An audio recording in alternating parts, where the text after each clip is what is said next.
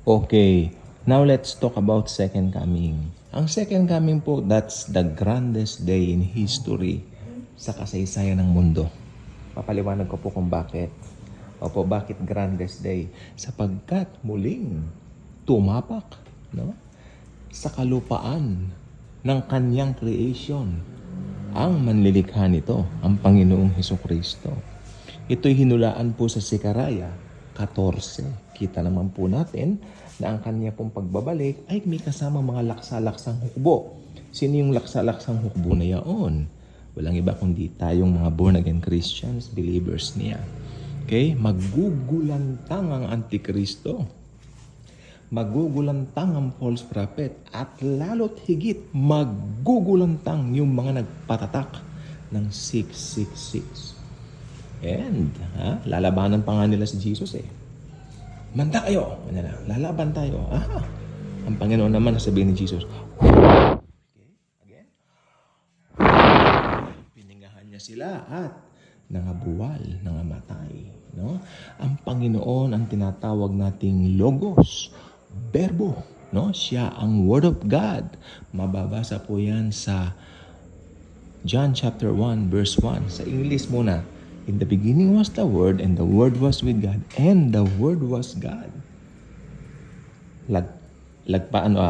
Talon tayo ng 14. And the Word became flesh and dwelt among us. In English. Okay? In Tagalog naman po, sa pasimula pa ay ang Berbo. At ang Berbo ay sumasa Diyos, at ang Berbo ay Diyos. Naging tao ang Berbo, at nakipamayan sa atin. Sabi naman ng verse 14, ng 14. So ito po ang nagpapatunay na si Jesus ang Diyos na manlilikha, na lumikha ng buong sangkatauhan. Kaya kung may problema ka, may hinaharap ka sa kasalukuyang panahon nitong church age, tayong mga Kristiyano, huwag tayong matatakot sapagkat ang lumikha ng buong sanlibutan na si Jesucristo ay nakatira sa ating mga puso. Okay? The creator of the universe, the creator of human life, that's Jesus Christ, no? Nakatira sa ating mga puso. Ngayon, pagdating niya dito, ano bang purpose ng second coming? Siyempre, siya po ay maghahari ng 1,000 years dito po sa buong mundo. Okay? At ang kanyang tawag dito, kumbaga pinaka-capital, siyempre in Jerusalem. Okay? Doon po siya. Kumbaga, White House, no? Ang White House ngayon ang pinakasikat eh. So, pagdating nun, balik sa Jerusalem ang kasikatan sapagkat ang nandoon po ay hindi lang isang presidente o isang politiko. Yun ang Diyos. Siya ang Diyos, the God of gods, the God of the Milky Way, the God of the universe, the creator of the universe. Doon nakareside sa Jerusalem bilang headquarters. Okay? At pamamahalaan niya at pamumunuan ng 1,000 years ang buong mundo ng buong kapayapaan. Kalain niyo sa buong 1,000 years na yan. Ngayon, takot tayo sa mga aso. Pag masyadong maraming aso, natatakot tayo. Baka makagat tayo, baka magkarabis tayo, and all that. You know what? During that time, ang mga bata po ay hahawak ng mga ahas. During that time, mga bata po, katabi mga lions, no? Ang mga bata, may katabing mga tuta, maski kagat-kagatin sila, no problema, walang rabies, no? Dahil, yes, buong kapayapaan po at nakakulong si Satanas sa pit during the 1,000 year of the Lord Jesus Christ here on earth.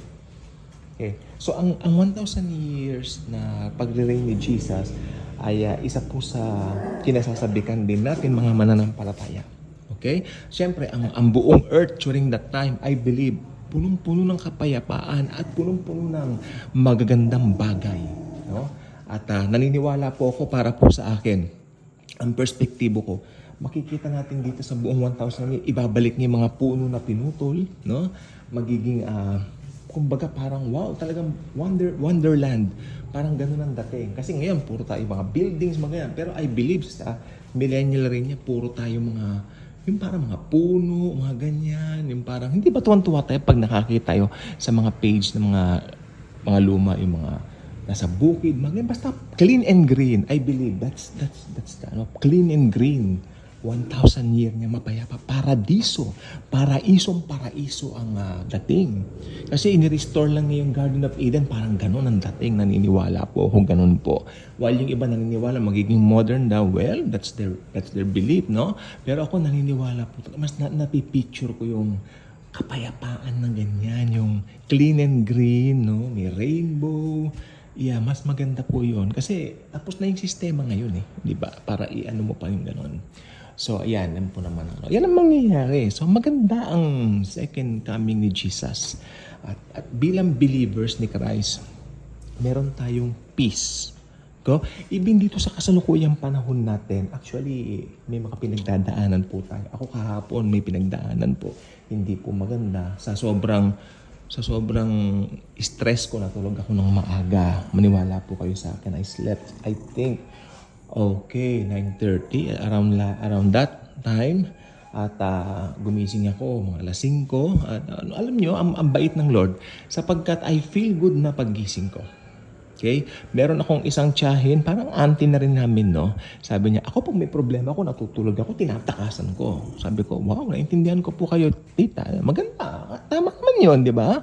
Kasi, di ba, kung may stress ka, magkakasakit ka, sabi niya, pag gising ko, I feel good, I feel better. Kesa nang natulog ako na may mga problema, na i-stress. So, ganyan po. Mas lalo po tayo mga mananampalataya kasi alam natin, pag gising natin, tulog tayo, kigising tayo, we have the Lord Jesus Christ sa ating, sa ating mga believers. Protected po tayo. Iniingatan tayo. So, ayan. Pero syempre, bago dumating si second coming, si rapture muna. At iyan po ang gusto kong sabihin ngayon. My heart is so sad doon sa nangyari sa Thailand, no? Yung sa bus na nasunog po ba yon o ano nangyari, no? Ngayon ko lang hapon nakita eh. So nalulungkot po ko. May teacher pa raw kayakap yung estudyante. So ang mga bata po ay walang kasalanan. So I believe nasa paradise sila ngayon. Nandun na sila sa third heaven kasama si Jesus Christ. Mahal ni Jesus ang mga bata. Okay? So yan. At yung Taal Volcano. Active po kasalukuyan while recording this. Nire-record ko po ito 7 o'clock ng gabi ngayon. Ang Taal active na sumasabog daw after 1 hour kanina, an hour ago. So yan po yan po mga nangyayari ngayon. Tapos ito pang gusto ko sabihin, no. Alam niyo po ba habang nagkakagulo sa Israel ngayon dalawa po ang full moon yata o blood moon, whatever is that, no? Kaya ako naniniwala po ko rapture is approaching. Not because of these signs, but because sa asal ng mga tao. I believe in that. Rapture is approaching. Jesus himself will get his believers to be with him forever and ever. Alam niyo po ba nag-rapture na hindi na tayo magkakahiwa-hiwalay nila Jesus? Lagi na tayong all together. Together. Ayaw ko sanong Rick Astley. Di ba? Pero, siyempre, gusto kong kantayin si Rick Astley, pero baka ma-copyright claim tayo. Pero ganun na, together forever tayo. Ayun po yung doggy. So, yeah, I mean, that's very exciting. And anytime now, rapture na po. Tandaan po ninyo yan. Hindi po ako ang may sabi niyan. Ang Bible ang may sabi niyan. Okay? Again, may nangyari, sumabog yung bus, tapos yung Taal Volcano, magulo po sa Israel. Hindi ba?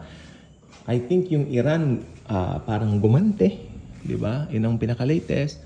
Tapos ito nga po yung nangyayari ngayon sa merong blood moon na naman yata habang nangyayari yun. Ang dami po nangyayari ngayon. Isip-isipin po ninyo yan. Di ba? Tapos yung paborito naming singer, Christopher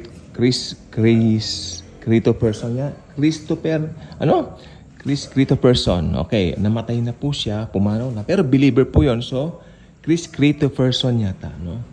So, siya po ay nasa heaven na po. Kasama na po ni Lord Jesus. Believer po yon. So, pag ang pumanaw, believer, wala tayong problema dyan. Mararapture din po yan.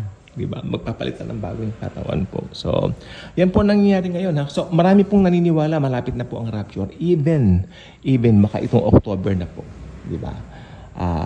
Malapit na po kasi yung Feast of the Tabernacle nila. So, this October na po yun. So, maaring dumating na raw po sa tabernacle. So, alam niyo ba yung tabernacle? Ibig sabihin nun, dwelling. Diba? So, si Jesus nag-dwell dito ng 33 years. So, baka mag-dwell uli siya rito through the rapture para i-dwell na po niya tayo doon sa kanyang presence forever. Okay? Let us welcome Jesus with a smile. Welcome, Jesus. Naway mag-rapture na po, Lord Jesus. Kunin mo na kaming mga believers mo.